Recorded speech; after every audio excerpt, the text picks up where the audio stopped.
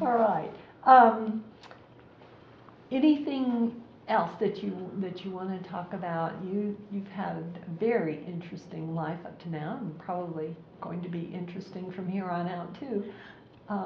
Is there anything that we skipped over that you want to add? Let's see.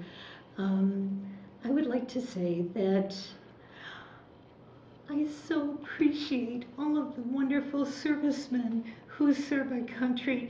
I mean, when we were in Vietnam, we would go to hospitals and we'd see these, wonderful soldiers who had just, put their lives on the line and were injured and recovering. And even today, there are so many people from Vietnam and all of these wars who are still in hospitals, who are still recovering, who are still having effects of Agent Orange and all of the things that they were subjected to for the love of their country.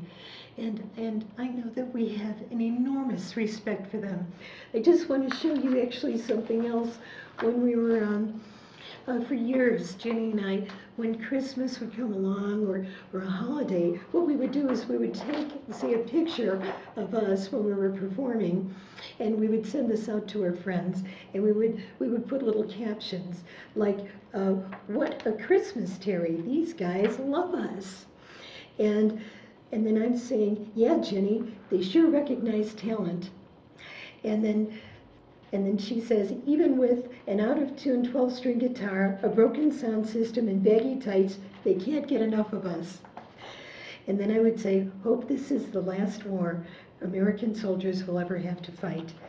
So, and then here we say, "Peace, it's still a good idea. Let's pray for our brave GIs. Merry Christmas and Happy New Year with love and blessings from your friends, Jennie and Terrie." And we did it. Thank you. Here's another one that we did when we were 16 years old. See, we were performing at the Great Lakes Naval Hospital. And these are people from Vietnam. We had no idea that we would end up going to Vietnam and performing in person. So here we were performing, and we have wonderful letters from relatives and people from this experience saying, "Thank you so very, very much for coming and performing for us." But this is the Great Lakes Naval Hospital, 1966, a captive audience. "What's your Christmas wish, Terrie?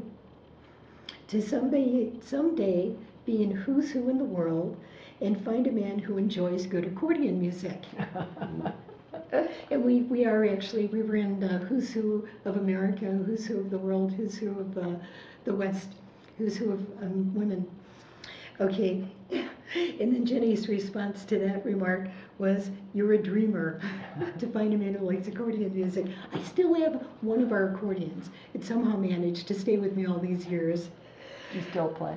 No, I know. No, I jokingly say, because we were made to take 10 years of accordion lessons from 6 to 16, so I tell people I think that's a form of child abuse. Anyway, that's another story. No, although my father he was wonderful. He really pushed us. Matter of fact, he got us to do some Doublemint gum commercials by writing to Arthur Meyerhoff Advertising Agency in Chicago.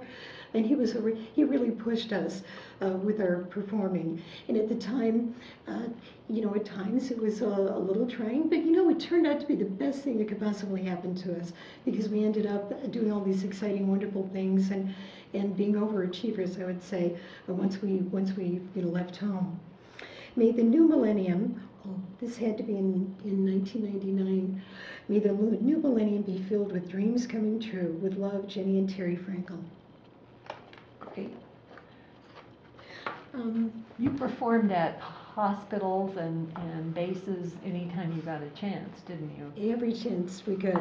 From 6 to 16 with the accordions, and then 18. Well, actually, I guess until we were about, I would say, 28. We performed as many places as we could. I know when we were at the Comedy Store, we performed at Point Magoo and different places whenever we could. I'm sure there will be veterans who will recognize your name and have seen you and appreciated that, as do we. Thank you. One other thing, when we were in went to Vietnam. Actually, if anyone does recognize me or this is our Hollywood Overseas Committee brochure, the Six-Sackowitz Show. And our father somehow decided to call us the Pepper Twins at that time because there was a company, a record company, and it called Pepper Music, and I think he thought maybe we'd get some kind of contract. Anyway, so some people may know of us as the Pepper Twins. We've had different names, so Frankel Twins, twin sisters too. What's kind of interesting too is when you go to overseas, this wonderful Hollywood Overseas Committee gave us these terrific instructions on what to do,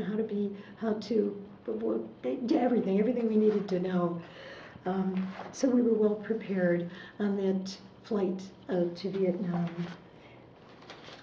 When we were with all those, wonderful servicemen, and I wonder, I would love to contact some. I don't know if any are out there who remember us, but it'd be great to hear from you. But I don't know how.